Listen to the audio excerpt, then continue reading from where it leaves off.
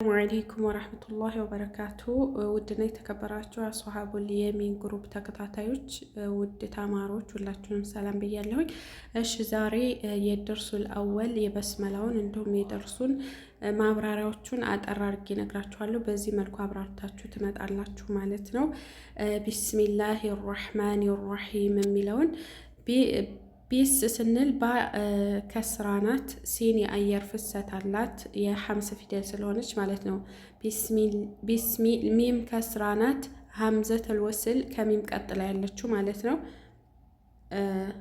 ከሚም ቀጥላ ያለችው ሐምዘተል ወስል ስላችሁ ይቺ ማለት ነው። ይሄ ነጥብ ያረኩባት ይቺ ውርቅ ናት። ምክንያቱም የቃል መካከል ስለመጣች ውርቅ ትሆናለች ማለት ነው። ቢስሚላሂ ላሙ ደግሞ መካከል ላይ ያለው ለፍቶል ጀላላ ይቀጥናል። ምክንያቱም ይቺ ሚም ከስራ ስለመጣች ማለት ነው። ከሱ በፊት ከስራ ስለመጣች ከዛ አላህ የሚለው ሁለት ሐረካ ይሳባል። ምክንያቱም ከላይ ይሄ ነጥብ ያረኩበት የምታዩት በቀይ ያሰመርኩበት እሷ አሊፍ ሰገይራ ስላለች ማለት ነው። ሁለት ሐረካ ያህል ትስቡታላችሁ። እዚህም ጋር አሊፈል ወስል ውድቅ ትሆናለች። አላሂ ከሚለው ጋር ውድቅ ትሆናለች። ላሟ ደግሞ እዚህ ጋር ይችላም ወደ ሮ ኢድጋም እናርጋታለን ማለት ነው። ሮ ሸዳ ሆነች። ሸዳ ስለሆነች እናጠብቃታለን። ፈትሐ ናት እናወፍራታለን። እዚህ ጋር ደግሞ ሀ የሐምስ ፊደል ናት። ስኩን ስለሆነች ፍሰት ይኖራታል ማለት ነው፣ ልክ እንደ ሲን። ስለዚህ ቢስሚላህ እንላለን ማለት ነው። ሚም ሁለት ሐረካ ይሳባል። አሊፍ ሰገይራ ስላላት ይኸው እዚህ ጋር አሊፍ ሰገይራ አላት ማለት ነው። ቢስሚላህ ረህማን ብለን ሁለት ሐረካ እንስበዋለን ማለት ነው። ከዛ ቢስሚላህ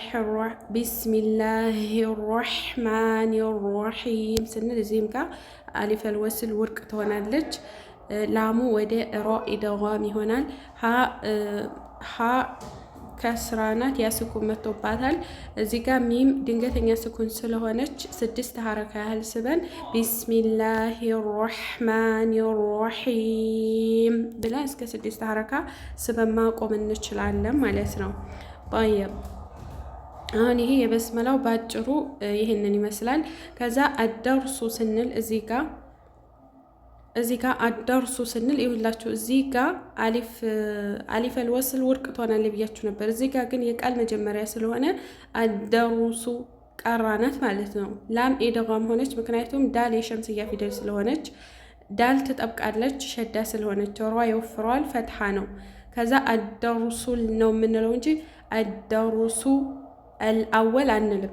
እዚህ ጋር ሐምዘተል ወስል ውርቅ ትሆናለች ማለት ነው። የትኛውም ቦታ የቃል መካከል ከመጣች ሐምዘተል ወስል ውርቅ ትሆናለች። ዋው ይጠብቃል እንትን ሸዳ ስለሆነ ማለት ነው። በውስጡ ሌላ ዋው ስኩን ስላለው ጥብቅ እናደርገዋለን። ላም የበይንያ ፊደል ነው፣ ግልጽ እናደርገዋለን ማለት ነው። በይንያውን ግልጽ እናደርጋለን። እዚህ ጋር አደሩሱል አወል ብለን ከቀራም በኋላ ከዛ ሁሩፉል ሂጃኢል ሙፍረዳ ስንል እዚህ ጋር ሀ ኦኬ ዶም ነው። ሮ ሁለት ሐረካ ያህል እንስበዋለን። ዋው ስኩን ስላለው ማለት ነው። ዶም ነው ይወፍራል። ፋ ያው ፍሰት ይኖረዋል። ሁሩፍ ስንል ፍሰት ይኖረዋል።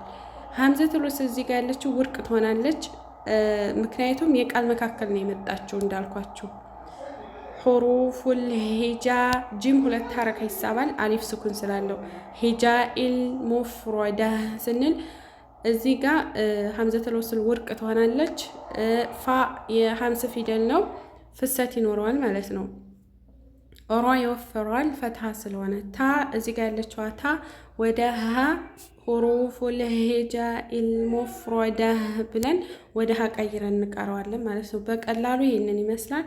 ኢንሻአላህ ካልገባችሁ ደግሞ ነገ እናብራራለን ማለት ነው።